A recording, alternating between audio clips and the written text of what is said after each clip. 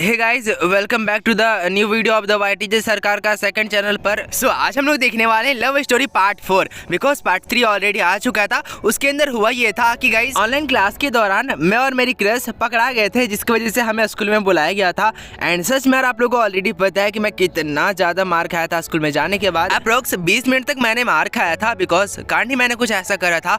So guys देखो, मेरे को बिल्कुल भी चोट नहीं लगा था उतना ज्यादा मार खाने के बाद। लेकिन आप यही सोच रहे हो कि आखिर में भाई साहब इतना ज्यादा मार खाने के बाद किसको चोटने लगेगा बे। तो अब मैं आप लोगों को बताता हूँ कि मैंने कौन सा देसी जुगाड़ लगाया था। देखो गाइस, जब मेरे पापा पास कॉल आया कि आपको और आपके बेटी को स्कूल में आना है, एंड मैं पूरा 100% कंफर्म था कि गाइस मेरे प्रिंसिपल को पूरा पता चल चुका है मेरी एंड मेरी क्रश के बारे में। एंड वही मैटर को बताने के लिए प्रिंसिपल ने मेरे पापा पास कॉल करा। एंड ये चीज मेरे को सच में बहुत अच्छे तरीके से पता था कि भाई साहब देखो, जब पापा को बात ये पता चलेगा तो I will be bitten very badly, ऊपर से नीचे तक, लेफ्ट से राइट तक। लेकिन तभी मेरे दिमाग में एक खुरापाती आइडिया आता है। जब स्कूल में जाना था उससे आधे घंटे पापा ने मेरे को पहले बता दिया कि इतने बजे स्कूल चलेंगे। ओके, तो अब मैंने क्या करा वो सुनो। हमारा जो स्कूल का ड्रेस होता था वो ज्यादा सटा हुआ नहीं होता था, चाहे वो पैंट हो या फिर शर्ट हो, बिल्कुल फैला फैला रहता था। अब उतना भी ज्यादा फैला नहीं जिसमें डॉक्टर हाथ ही घुस जाए, लेकिन फिर भी काफी फैला रहता था। एंड सच में इसी चीज का मैंने फायदा उठाया। देखो हुआ क्या कि जो ठंड में पहनने वाला इनर होता है ना, आप लोगों को पता होगा, चाहे आप लोग पैर में भी पहन सकते हो, साथ ही अपने बॉडी में कहीं भी पहन सकते हो, ठीक है।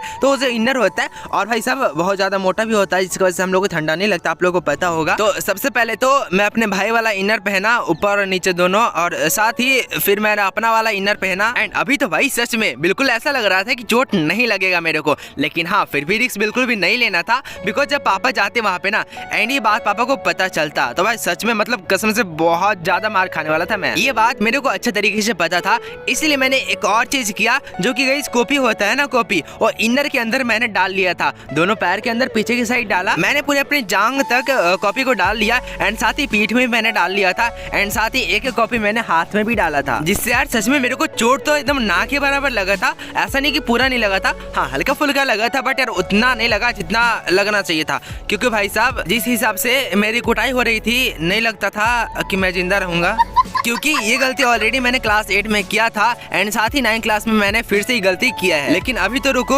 अभी आगे मजा आएगा। मैं जो होशियार बन के सारे बॉडी के अंदर जो कॉपी डाला था ताकि मेरे को चोट ना लगे। देखो मार वार तो बहुत खा गया, और आराम से फिर साइड में खड़े थे, और मेरे पापा एंड मेरे प्रिंसिपल एंड साथ ही मेरे क्लास के जो पेरेंट्स थे वो बात कर रहे थे आपस में, ठीक है ना। उधर वो लोग आपस में बात कर रहे हैं और मैं साइड में खड़ा था, लेकिन फिर भी वो लोग मुझे घूर घूर के देख रहे हैं। इसी बीच अचानक से होता ये है कि यार जो मेरे हाथ के अंदर कॉपी था ना, वो पता नहीं साला कैसे निकल के नीचे गिर जाता है। अब जैसे ही नीचे गिरा सब लोग मेरे को देखने लगे, और आगे आप लोग समझ सकते हो।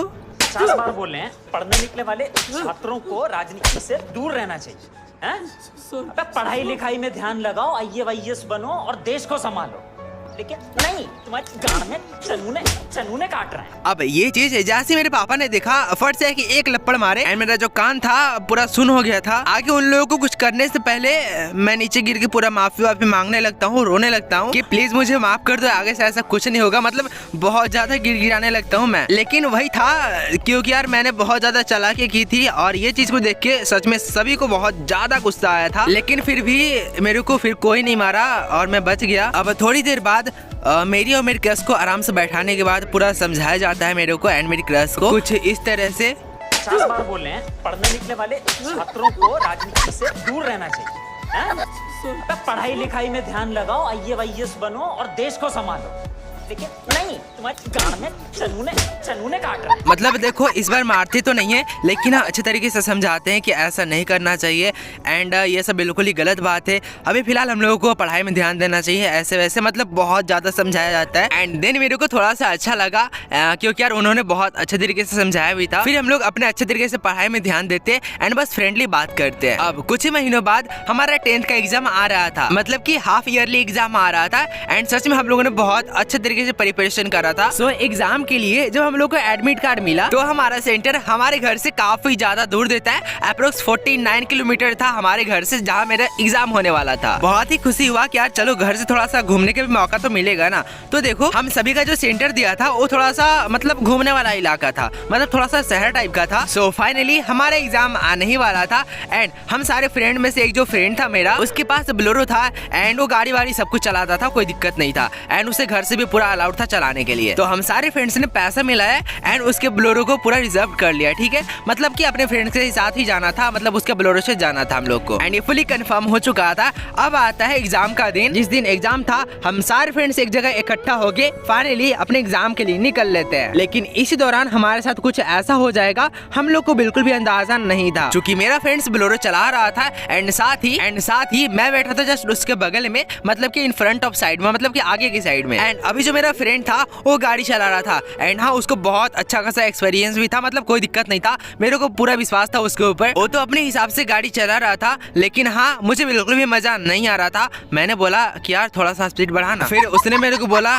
चुप साला तेरे चक्कर में चल जाएंगे चांद पर। फिर मैंने बोला अरे कुछ नहीं होगा भाई, तू बढ़ा तो स्पीड, कोई दिक्कत नहीं है, मजा नहीं आ रहा है। फिर थोड़ा सा मेरा फ्रेंड स्पीड बढ़ाता है एंड मैं बोला यार अभी मजा नहीं आ रहा, थोड़ा और स्पीड बढ़ाना। तो वो थोड़ा सा और स्पीड बढ़ाता है और भाई अभी जो मजा आ रहा था ना, सच में मजा आ गया एकदम। मैं बोला यार बहुत ज्यादा मजा आ रहा है भाई। लेकिन जो सारे मेरे फ्रेंड थे पीछे बैठे हुए, भाई साहब इतना ज्यादा चिल्ला रहा, डर के मारे बोल रहा है आज तो मरवाएगा तू। मैंने बोला अरे कुछ नहीं होगा भाई, अपना दोस्त है ना साथ में। एंड अभी हमारे गाड़ी बहुत ही ज्यादा स्पीड में था। तो देखो गाइस एग्जाम देने जहाँ जाते हैं वहाँ मतलब बीच में एक रास्ता में एक गाँव पड़ता है, जस्ट हाईवे रोड के बगल में ही गाँव है। सो होता ये है कि अचानक से हम लोग बहुत ज्यादा स्पीड में थे एंड उधर से एक बकरी दौड़ते हुए रोड को क्रॉस करने लगी। अब जैसे मैंने इसको देखा मैं बोला अरे भाई रोक रोक रोक रोक। इतना बोलना ही था कि गाइस एकदम चक्के के सामने आ गया बकरी एंड इतना जोर से उसे लगा, बकरी जाके धड़ाम से बहुत दूर गिरी एंड उसका जो हालात था सच में देखने के लायक नहीं था भाई।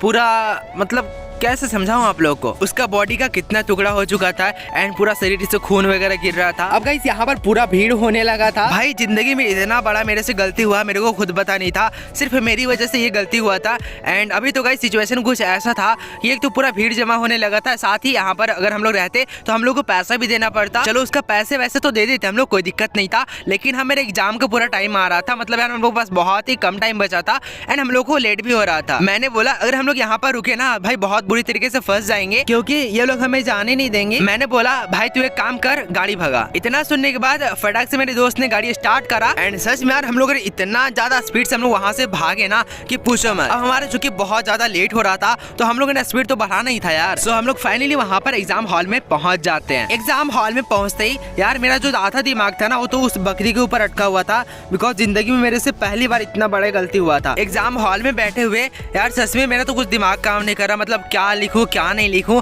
सब भूल भी गया था मानो तो। लेकिन फिर भी जैसे तैसे मैंने एग्जाम दिया और हमारा फाइनली एग्जाम खत्म हो जाता है, मतलब उस दिन का एग्जाम खत्म हो जाता है एंड अब बारी था हमारा घर जाने का। एग्जाम हॉल से हम सारे फ्रेंड्स निकल जाते बाहर एंड फिर थोड़ा हम लोग डिस्कशन करते, हालांकि सारे का मूड ऑफ ही था, मैंने देखा ऐसा। एंड सब लोग मुझे ही बोलने लगे कि सिर्फ तेरी वजह से ऐसा हुआ है, अगर तू स्पीड नहीं चलने को बोलता तो शायद ये नहीं होता। एंड सच में भाई ये चीज मेरे को बहुत अजीब सा फील हो रहा था। लेकिन हाँ देखो अब बकरी मतलब जो भी हुआ उसके साथ वो गलती तो हुआ है। अब हमने क्या किया कि बोला भाई तू चल अब घर चलते हैं, लेकिन अभी भी मुझे बिल्कुल भी अच्छा नहीं लग रहा था। मेरे को सच में बहुत बेकार लग रहा था यार, मैं कैसे बताऊं आप लोग को। तो मैं अपने दोस्त से बोलता हूं जो गाड़ी चला रहा था, मैंने बोला कि भाई तुम उस गांव के पास रुकना जहां पे वो बकरी मरी थी, ठीक है ना, वहां पर जाके रोक देना। तो थोड़ी देर बाद चलने के बाद फाइनली अप्रोक्स आधे घंटे के बाद हम वहां पर पहुंच जाते हैं एंड गाड़ी रोकते हैं। गाड़ी से हम सारे फ्रेंड्स उतर जाते हैं एंड जो बकरी का मालिक था वो हम लोग को अच्छे तरीके से पहचान जाता है, बिकॉज वहीं पे बैठा हुआ रहता है। अब जैसे उन्होंने हम लोगों को देखा वो 4-5 लोगों को और भी हल्ला करके बुला लेते हैं एंड इसके बाद जो वहाँ पर होता है वो कोई जिंदगी में नहीं सोचा होगा।